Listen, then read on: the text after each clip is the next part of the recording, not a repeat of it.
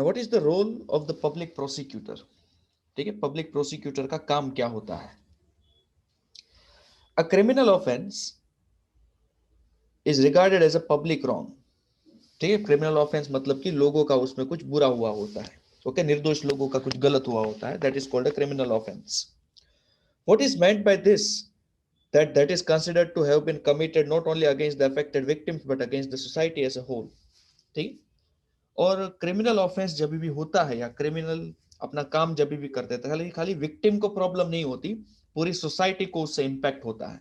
ठीक है, विक्टिम को हो सकता है फिजिकल और मेंटल दोनों इश्यूज रहे, बट पूरी सोसाइटी के अंदर भी इसका बहुत ही बड़ा इंपैक्ट रहता है। Do you remember the case of dowry death of Sudha that we read about in the previous chapter? Okay, यहाँ पर डाउरी डेथ की बात हो रही है। ठीक है, सुधा करके कोई लड़की है उसके बारे में। ठीक है, डावरी का मतलब होता है दहेज। दहेज की लालच में आकर हो सकता है ससुराल वालों ने बहू को मार दिया हो, ताकि क्योंकि सामने वाले जो घर वाले वो दहेज ना दे पाए हो। ठीक है, the case against the accused Laxman and his family was presented by the state. Okay, accused Laxman and his family मतलब कि सुधा के हस्बैंड लक्ष्मण और उनकी जो परिवार था। ठीक है, वो तो the case against the accused Laxman and his family was presented by the state. State ने प्रेजेंट किया था, and that is why the case was called the state, that is Delhi administration versus Lakshman Kumar and others। okay, तो वो जो case था, okay, it was called the state versus Laxman Kumar and others, मतलब कि government ने खुद, क्योंकि एक सामाजिक प्रॉब्लम थी, सोसाइटी के अंदर एक बहुत बड़ा क्रिमिनल ऑफेंस हो गया था जिससे सोसाइटी की इमेज खराब हुई थी।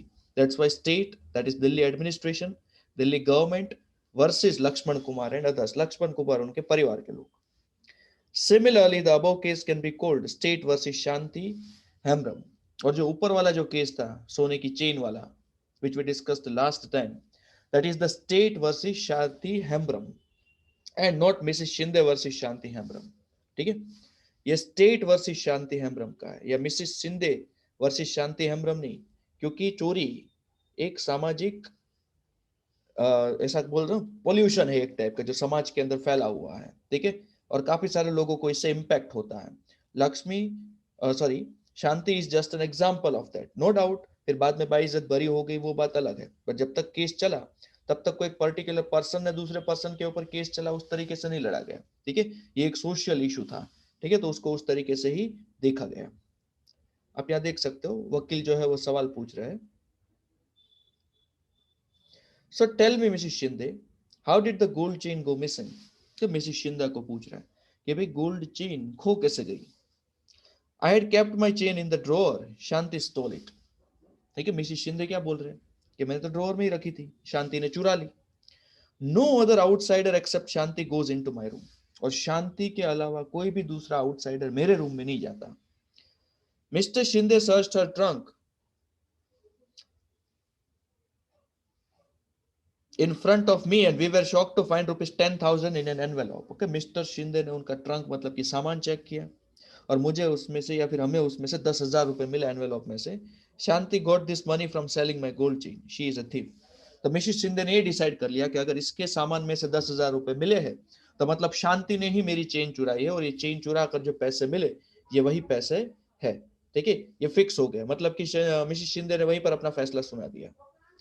In court, it is the public prosecutor who represents the interest of the state। Court के अंदर ये पब्लिक प्रोसिक्यूटर का काम होता है जो स्टेट का इंटरेस्ट रिप्रेजेंट करे, मतलब कि जो इल्जाम लगाता है उनकी तरफ से लड़े। And the role of the prosecutor begins once the police has conducted the investigation and filed the charge sheet in the court। और पुलिस का रोल कब से चालू हो जाता है प्रोसिक्यूटर का? जब पुलिस ने इन्वेस्टिगेशन चालू कर दी हो और चार्जशीट फाइल कर दी हो कोर्ट के अंदर। जब तक पुलिस इन्वेस्टिगेशन चालू ना करे या चार्जशीट फाइल ना करे तब तक पब्लिक प्रोसिक्यूटर अपना काम चालू नहीं कर सकते। He or she has no role to play in the investigation. हाँ, उनको इन्वेस्टिगेशन में कोई रोल प्ले की जरूरत नहीं है, उनका काम खाली कोर्ट के अंदर ही होता है आर्ग्यूमेंट पेश करना। The prosecutor must conduct the prosecutions on the behalf of the state. Public prosecutor जो होते हैं वो स्टेट के बिहाफ पर, मतलब कि जो दोषी है उनके खिलाफ हमेशा आर्ग्यूमेंट पेश करते हैं। फिर बाद में पता चलता है कि जिनके ऊपर इल्जाम लगा है वो दोषी सचमुच है या नहीं है। As an officer of the court it is his or her duty to act impartially. वो कोर्ट के एक ऑफिसर है और ये उनकी ड्यूटी है कि वो इम्पार्शियल तरीके से एक्ट करें, मतलब कि बिना किसी भेदभाव के, and present the full and material fact, सारे के सारे और मटेरियल फैक्ट को प्रेजेंट किया जाए, कोई भी चीज को छुपाया ना जाए, विटनेसेस को दिखाया जाए, evidence before the court to enable the court to decide the case. मतलब कि जो भी केस चल रहा है वो केस के लिए जो फैक्ट है, जो विटनेसेस है, जो एविडेंस है, वो सारी की सारी चीजें इनको कोर्ट के अंदर पेश करनी पड़ती है। ये उनकी जिम्मेदारी है, उनकी रिस्पॉन्सिबिलिटीज है, ठीक है, ताकि कोर्ट अपना डिसीजन आसानी से ले सके। Okay, any questions?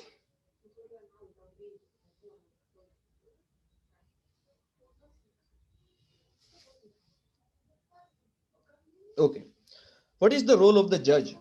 ओके, अब जज का रोल क्या है ये देखते हैं हम। The judge is like an umpire in a game and conduct the trial impartially in an open court. Okay, जज का काम अंपायर जैसा होता है, जैसे गेम के अंदर कैसे अंपायर होते हैं, वैसे ही यहाँ पर जज का काम भी यही है, ठीक है। He is an umpire in a game and conducts the trial impartially and in an open court, बिना किसी भेदभाव के। The judge hears all the witnesses and any other evidence presented by the prosecution and the defense.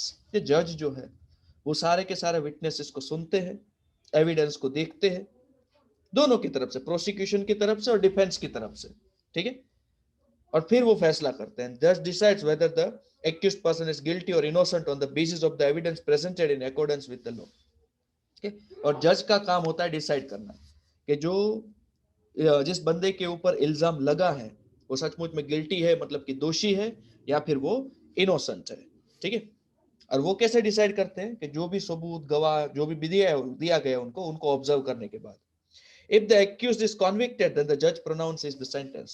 accused is convicted मतलब कि जिसके ऊपर इल्जाम लगा है उसके ऊपर जुर्म अगर साबित हो जाए तो उनको फिर जज सेंटेंस सुनाते हैं, सजा सुनाते हैं। सेंटेंस सुनाना मतलब कि सजा सुनाना। he may send the person to jail or impose a fine or both. वो जेल भेज सकते हैं या फिर फाइन इंपोज कर सकते हैं, या दोनों, depending on what the law prescribes. ये डिपेंड करता है कि भाई लॉ क्या कहता है उसके ऊपर से, ठीक है। Any questions?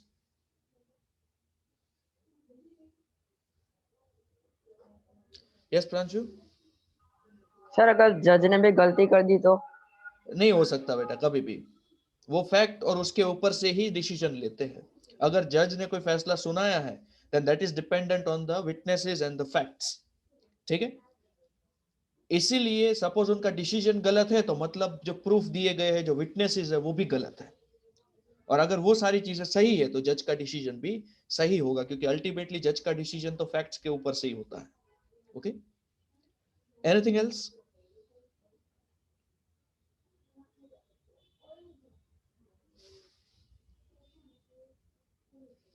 Now what is a fair trial? क्या fair trial का मतलब क्या होता है? So let us for a moment imagine what might have happened if the judge decided to try Shanti's case very differently. अब यहां पर एक एग्जांपल देख लो कि खाली इमेजिनेशन है एक, कि क्या होता अगर जज जो है वो शांति के केस को एकदम अलग तरीके से ट्राई आउट करते। What if the court did not give a copy of the charge sheet? Okay, मान लो कोर्ट ने चार्ज शीट की कॉपी ना दी होती, and statement of witnesses to Shanti, ठीक है, या फिर विटनेसेस के जो स्टेटमेंट है वो शांति को ना दिए होते तो। What if he held the trial in a secret location where neither Shanti nor Sushil were present? या फिर ट्रायल ऐसे सीक्रेट लोकेशन में रखे गए जहां पर शांति या सुशील दोनों में से कोई भी मौजूद नहीं था। What if he did not give Shanti's lawyers, advocate Roy, enough time to question the witnesses of the prosecution such as Mrs. Shinde, and instead had already decided Shanti was guilty? Okay, जज ये कर सकते कि अगर उन्होंने शांति के जो lawyer थे, ओके, मिसेस रॉय, उनको इनफ टाइम ही ना दिया होता मिसेस शिंदे से बात करने के लिए, तो क्या होता, ठीक है, और पहले से ही डिसाइड करके रखा होता कि भाई शांति गिल्टी है, तो if this had happened then it would be a case of unfair trial. अगर ऐसा हुआ होता ना तो उसको अनफेयर ट्रायल बोलते, क्योंकि बचाव करने वालों को तो मौका ही नहीं दिया गया अपना बचाव करने के लिए, ठीक है। अब यहाँ बाजू में देख सकते हो, Here are my case papers. I have been falsely accused of stealing my employer's gold chain. जिसके ऊपर इल्जाम लगाए हैं ना, उसके ऊपर कौन कौन से इल्जाम लगे हैं उनके पेपर पुलिस को उनको देने पड़ेंगे कि भाई ये इल्जाम मेरे ऊपर लगे हैं, ताकि वो अपने वकील के साथ बैठकर उसके ऊपर डिस्कशन कर सके। They found rupees 10,000 in Shanti's trunk and said that this was the money she got from stealing the chain.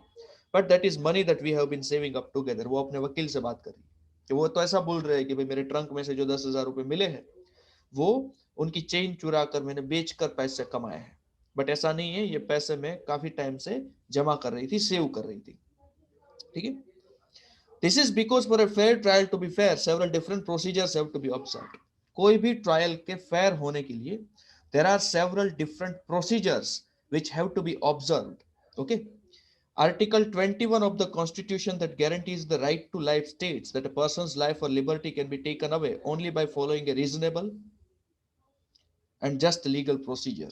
ठीक है, आर्टिकल 21 जो है हमारे कॉन्स्टिट्यूशन के अंदर, उसमें राइट टू लाइफ है। ओके, जीवन जीने का अधिकार। ये लो क्या है, ये रूल क्या है कि पर्सन्स लाइफ और liberty can be taken away only by following A reasonable and legal procedure. Okay, एकदम न्यायपूर्वक तरीके से ही किसी बंदे के जीवन को या किसी बंदे की आजादी को छीना जा सकता है, अन्याय करके नहीं।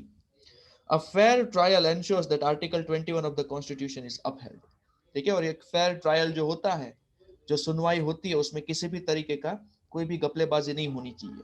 ठीक है, तभी आर्टिकल 21 बचा रहेगा कॉन्स्टिट्यूशन का। ओके, अब वापस से शांति के केस पर आते हैं। See, firstly, Shanti was given a copy of the charge sheet। सबसे पहले तो शांति को चार्ज शीट की कॉपी दी गई, and all other evidence that the prosecution presented against her।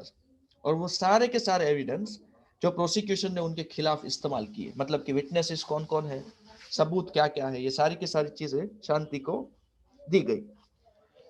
Shanti was charged with the offense of theft that was defined as a crime in the law। शांति के ऊपर charges क्या लगे थे? Theft के, चोरी के, और लॉ के मुताबिक चोरी एक गुनाह है। The trial was held in an open court. Open court थी, ऐसे ही कहीं पर ऐसे सीक्रेट कोर्ट के अंदर इनके ऊपर ट्रायल नहीं चला था। It was in open court, तो वहां पर ट्रायल चली थी इन पब्लिक व्यू, लोगों की नजरों के सामने। हर brother Sushil could attend the court hearings, और उसका जो भाई है Sushil, okay, they could attend the court hearings. The trial was held in the presence of the accused. Trial जो है it was held in the presence of the accused, मतलब कि जिसके ऊपर दोष या इल्जाम लगाया गया है वो भी वहां पर मौजूद थे। Shanti was defended by a lawyer. Shanti को एक लॉयर भी मिला था ताकि वो उसको बचा सके। शांति's lawyer advocate Roy was given an opportunity to cross examine all the prosecution witnesses। शांति के जो लॉयर थे एडवोकेट रॉय, उनको वो सारा मौका दिया गया कि जो प्रोसिक्यूशन के विटनेसेस है उनको भी क्रॉस एग्जामिन कर सके, उनको भी क्रॉस क्वेश्चंस कर सके।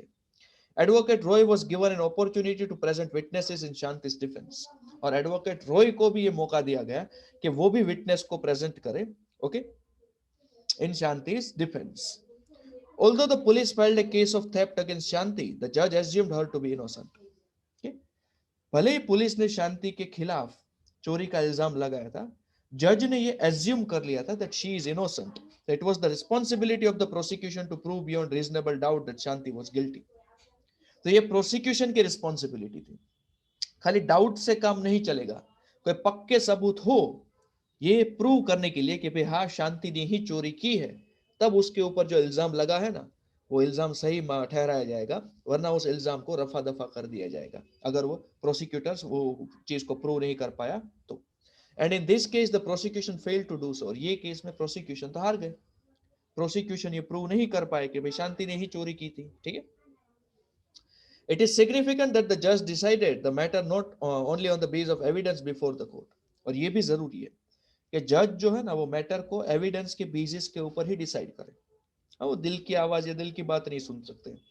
The judge did not jump to the conclusion that Shanti was the thief just because she was a poor maid servant। जज ये कंक्लूजन पे, जैसे पुलिस आ गई थी कि ये पुअर मेड सर्वेंट है ना तो इसी ने चोरी की होगी, जज डायरेक्टली उस कंक्लूजन पर नहीं आए थे कि भाई हाँ ये तो इतनी गरीब है, ओके, नौकरानी है, किसी के घर पर काम करती है तो इसी ने चोरी की होगी ऐसे। Instead, the judge remained impartial, and since the evidence showed that some young man and not Shanti was the thief, he set Shanti free। Okay, जज इम्पार्शियल रहे, और कुछ एविडेंस से पता चला कि कुछ यंग लड़कों ने चोरी की थी, शांति ने नहीं। That's why he set Shanti free। शांति को बाइज्जत बरी कर दिया गया। In Shanti's case, justice was finally done to her back because she was given a fair trial। और शांति के केस में उसको न्याय मिला, उसको जस्टिस मिली। क्यों? क्योंकि यहाँ पर एकदम फेयर ट्रायल हुआ, बिना किसी गपलेबाजी के या बिना किसी करप्शन के। ठीक है, any questions?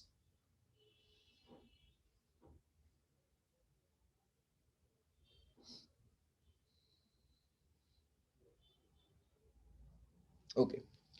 See, the constitution and the law both states that all of the persons that we have discussed in this chapter should carry out their roles in a proper manner. ठीक है, मतलब कि constitution में क्या लिखा गया है, ये चैप्टर के अंदर हमने जितने भी लोगों के बारे में डिस्कस किया, जज ने, पब्लिक प्रोसिक्यूटर ने, डिफेंस लॉयर ने, के इल्जाम लगाने वाले जिनके ऊपर इल्जाम लगे, ये वो सब, चलो वो सब तो जाना ही पड़ेगा, वो तो बदलते रहते हैं, बट खास करके जजेस है, पब्लिक प्रोसिक्यूटर्स है और डिफेंस लॉयर है, उनको अपना काम बहुत ही ज्यादा जिम्मेदारी से और प्रॉपर मैनर में करना बहुत ही ज्यादा जरूरी है. Even police have to do complete investigation before filing a chargesheet. ऐसे ही कोई भी सड़ी हुई इन्वेस्टिगेशन के बेसिस के ऊपर वो किसी पर भी इल्जाम नहीं लगा सकते, चार्जशीट फाइल नहीं कर सकते. What this means is that they all need to work to ensure that every citizen, irrespective of their class, caste, gender, religious, and ideological backgrounds, get a fair trial when accused. मतलब कि कोई भी citizen हो भारत का, उससे फर्क नहीं पड़ता, अमीर गरीब, कौन सी कास्ट का है, कौन से जेंडर का है, कौन से रिलीजियन का है, या उसका आइडियोलॉजिकल बैकग्राउंड क्या है, वो कौन सी चीज को फॉलो करता है, उनकी मान्यताएं क्या है, ये सारी चीजों से कोई फर्क पड़ना चाहिए नहीं. भारत के अंदर रहने वाले हर एक नागरिक को फेयर ट्रायल मिलना ही चाहिए, न्यायपूर्वक. ओके, अगर गलती की है तो सजा मिलेगी, अगर गलती नहीं की है तो किसी भी हालत में उसको सजा नहीं ही मिलनी चाहिए. The rule of law which says that everyone is equal before the law would not make such sense if every citizen were not guaranteed a fair trial by the constitution. Rule of law क्या कहता है? Every citizen is equal before the law. और ये साबित कब होगा? जब हर किसी को एक फेयर ट्रायल मिलेगा ना, तभी ये साबित हो सकता है कि भाई each and every citizen is equal before the law. Law के अगेंस्ट में छोटा बड़ा, अमीर गरीब, नात जात, ये वो सब नहीं देखा जाता. ठीक है, तभी हम बोल सकते हैं कि भाई everybody is equal before the law, otherwise we can not do that. ठीक है, एनी क्वेश्चंस?